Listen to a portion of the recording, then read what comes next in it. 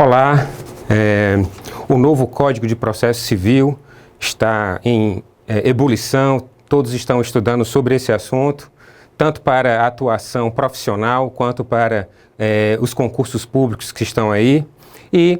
como um assunto importante, um assunto que hoje está sendo debatido em todas as reuniões científicas, nas universidades, nós precisamos dar aí uma visão geral sobre esse assunto. E vamos falar sobre a Defensoria Pública no novo Código de Processo Civil, dando aí uma visão geral sobre esse tema. Bom, essa visão panorâmica, nós vamos falar sobre a reafirmação do papel da Defensoria Pública no sistema de justiça. Vamos falar também sobre a reafirmação do papel do defensor público enquanto carreira, o tratamento que é dado a ele, o que se fala sobre as prerrogativas e deveres constando ali no novo Código de Processo Civil. E também vamos falar, e aí um assunto importantíssimo, que é a consolidação da Defensoria Pública como um ator processual autônomo, sobre essa vocação para a atuação coletiva, além da individual, é lógico, que é a atuação mais óbvia, e também sobre algumas questões, digamos assim, de legitimação extraordinária que são trazidas como inovação pelo novo Código de Processo Civil, que vai entrar em vigor no próximo ano. Bom, a primeira questão a se colocar é que, como novidade, lendo o novo Código de Processo Civil, você vai ver que a Defensoria Pública está constando ali em vários artigos, ali ao lado do Ministério Público, algumas vezes ali ao lado da Advocacia Pública, ou também ali ao lado da Ordem dos Advogados em algumas dispositivos do novo Código de Processo Civil. Dessa forma, fica a Defensoria Pública, enquanto instituição, reafirmada no seu papel de instituição essencial à função jurisdicional do Estado, tal como está escrito lá no artigo 134 da Constituição Federal, na sua redação original, não obstante, já alterada e digamos assim, atualizada pela Emenda Constitucional 80 de 2014. Essa colocação da Defensoria Pública enquanto instituição, esse papel de relevo dado à Defensoria Pública enquanto instituição, encontra uma ressonância, né, nos próprios dispositivos constitucionais, conforme eu já disse. Essa colocação da Defensoria Pública com essa envergadura de instituição essencial, ao lado do Ministério Público ali, com digamos assim, um certo paralelismo entre o Ministério Público e a Defensoria Pública, se encontra no novo Código de Processo Civil, mas refletindo aquilo que já está constando na Constituição Federal, como uma instituição autônoma, topicamente colocada fora da esfera dos três poderes, ali no capítulo das funções essenciais, ao lado do Ministério Público, ao lado da Advocacia Pública e ao lado da Advocacia Privada. Bem, nós sabemos que no Código de Processo Civil de 73, hoje as disposições que falam sobre a Defensoria Pública e sobre o Defensor Público são pouquíssimas, são raras, né? Por quê? Porque em 73, aliás, na redação original, nada falava sobre defensoria. Em 73 não existia defensoria pública estruturada nacionalmente. O que existia era a carreira de defensor público no estado do Rio de Janeiro, né? Mas a defensoria pública como tal não existia. Em alguns estados eram as procuradorias de assistência judiciária, as coordenadorias de assistência judiciária, mas não a defensoria pública como hoje é colocada, como hoje está fundamentada na Constituição, e nem a carreira de defensores públicos. Essa existia, digamos assim, embrionariamente, já com alguma força, no estado do Rio de Janeiro, que é de lá a gênese, digamos, do nosso modelo de defensoria pública, de assistência judiciária e jurídica, que foi adotada pela Constituição de 88. Bom, com o Código de 73 fazia poucas referências à Defensoria Pública, pelas leis que foram alteradas posteriormente, por exemplo, em 1994, a Lei 8.953, que passou a prever, no inciso 2 do artigo 585, a possibilidade de o defensor público referendar os acordos entre as partes e esse acordo se transformar num título executivo extrajudicial. Bom, também outras leis que não faziam qualquer menção à Defensoria Pública passaram por reformas e passaram a tratar de Defensoria Pública, pela mesma lógica do Código de Processo Civil. porque elas foram editadas, foram aprovadas, foram promulgadas antes da existência da Constituição, da instituição na Constituição de 88, por isso precisaram depois ser reformadas para fazer a previsão da Defensoria Pública como instituição está ali apta a exercer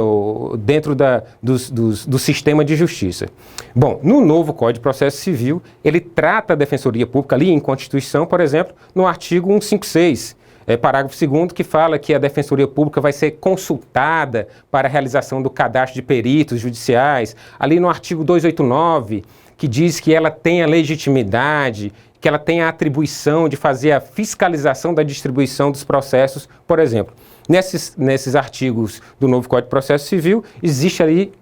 o tratamento da Defensoria Pública enquanto instituição, para além de outras disposições. Bom,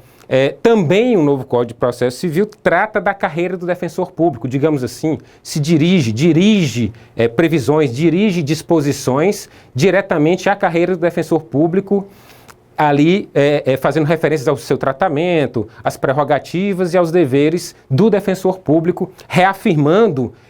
na maioria, digamos, desses tratamentos, reafirmando na maioria dessas disposições, prescrições que já estão delineadas na Lei Complementar 80/94, que é chamada Lei Orgânica da Defensoria Pública, principalmente com as alterações que foram efetuadas pela Lei Complementar 132 de 2009.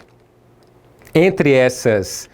digamos, disposições que foram trazidas pelo novo Código de Processo Civil, existe a reafirmação da prerrogativa do prazo em dobro, que está lá no artigo 186, a intimação pessoal do defensor público, que está ali no artigo 186, parágrafo 1º, e também a dispensa de procuração ao defensor público, que está prevista no artigo 287, parágrafo 2º.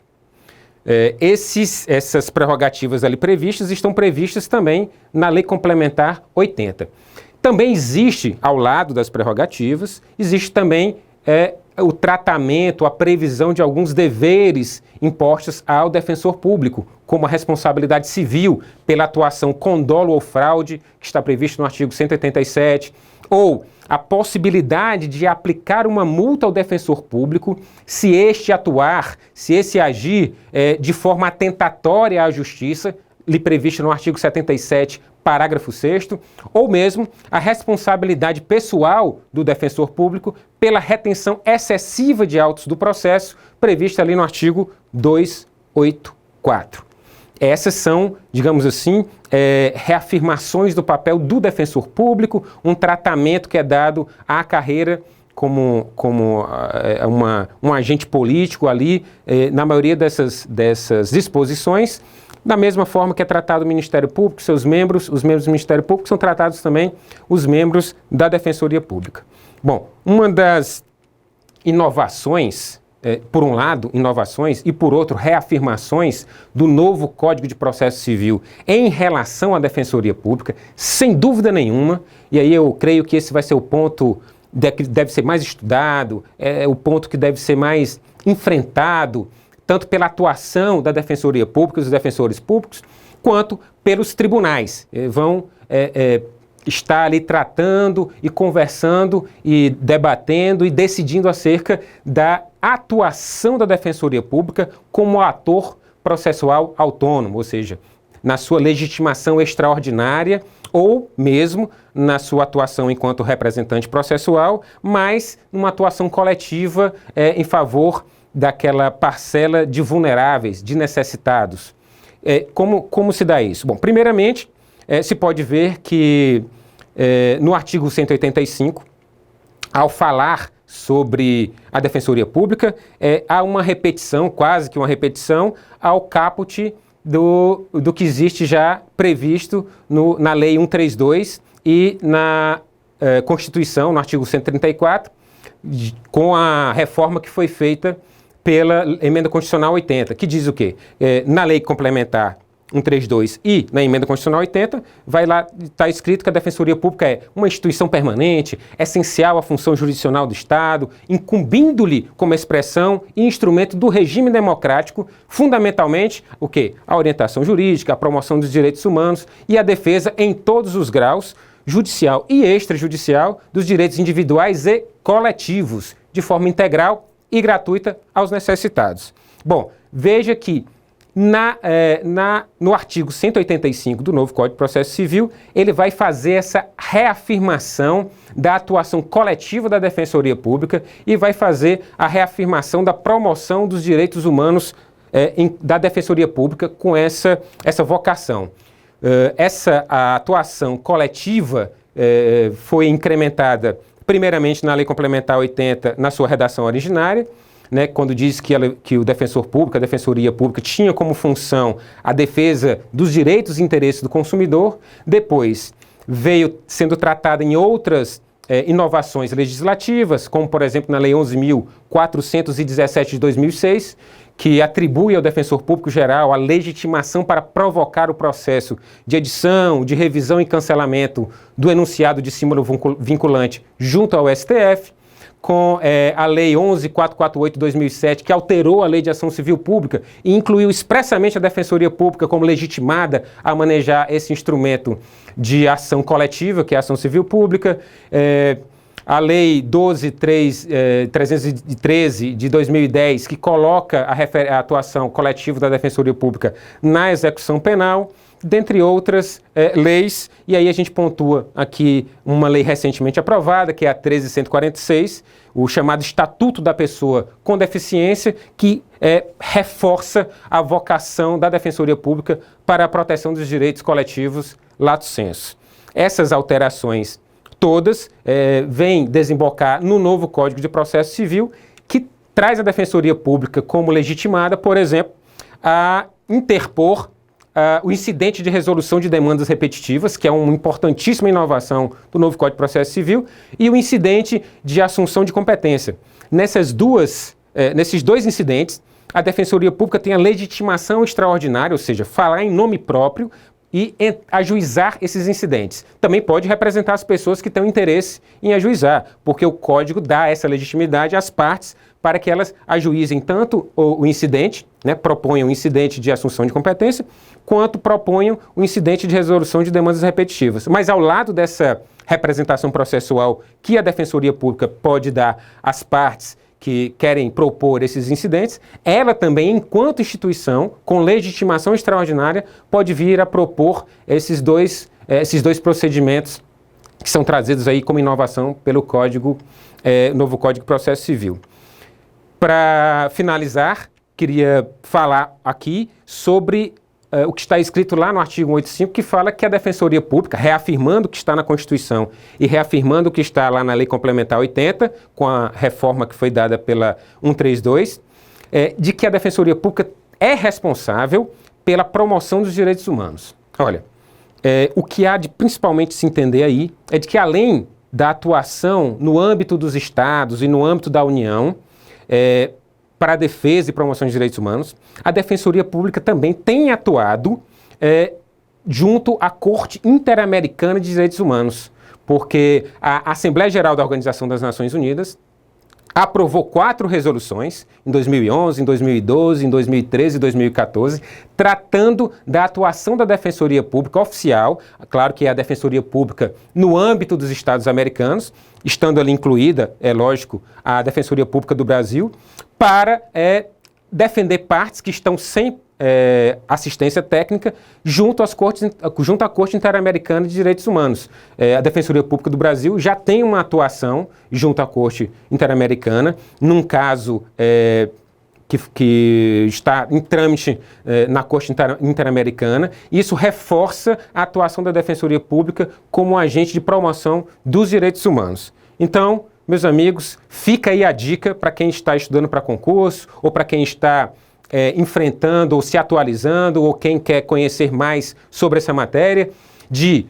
ler sobre a atuação coletiva da Defensoria Pública, principalmente o acórdão do STF, agora do dia 7 de maio de 2015, da ação declaratória de inconstitucionalidade 3943, que foi julgada e foi reconhecida pelo Pleno do STF a constitucionalidade da atuação da Defensoria Pública na ação civil pública, nas ações coletivas,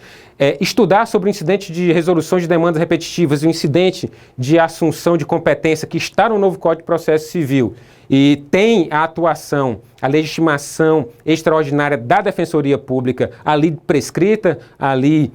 prevista, e também estudar sobre a atuação da Defensoria Pública nos direitos humanos, lendo as resoluções da Assembleia Geral das Organizações dos Estados Americanos, ali as resoluções 2656, 2714, 2801 e 2821, todas essas da Assembleia Geral da OEA. Ficamos por aqui, espero que essa visão geral, essa visão panorâmica das alterações que foram introduzidas no novo Código de Processo Civil, que fazem referência à Defensoria Pública, sejam aí exploradas por vocês, né? Aqui foi muito en passant, mas vamos nos aprofundar nesses assuntos que com certeza serão tratados em provas, serão tratados nas ações e nos livros. E boa sorte a todos e vamos em frente.